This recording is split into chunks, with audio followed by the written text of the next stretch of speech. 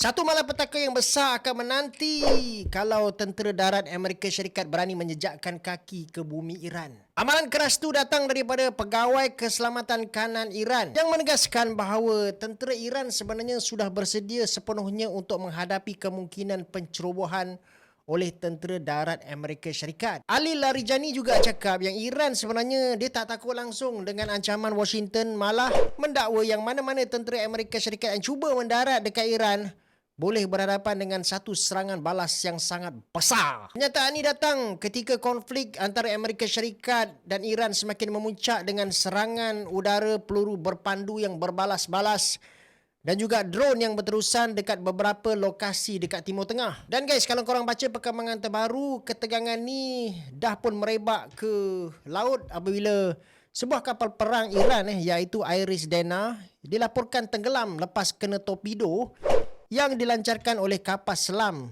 tentera laut Amerika Syarikat dekat lautan Hindi berhampiran dengan Sri Lanka. Serangan tu dikatakan telah mengorbankan sekurang-kurangnya 87 kelasi, manakala kira-kira 32 orang berjaya diselamatkan oleh pasukan penyelamat lepas kapal tu menghantar satu panggilan kecemasan. Dan insiden ini dia mencuri perhatian dunia sebab kapal yang ditenggelamkan oleh torpedo Amerika Syarikat itu dikatakan tak membawa senjata langsung. Malah ramai yang berada dekat atas kapal tu adalah pelatih saja. Iran telah mengecam tindakan tu sebagai satu serangan yang tidak berperi kemanusiaan dan bagi amaran bahawa Washington akan menyesal. Dengan ribuan korban dilaporkan dekat Iran dan juga ratusan ribu penduduk yang terpaksa meninggalkan kawasan kediaman, ramai penganalisis yang bagi amaran yang krisis ini berpotensi berkembang menjadi satu konflik serantau yang lebih besar kalau tak ada sebarang usaha yang segera untuk meredakan ketegangan. Dan guys, yang paling kita risau,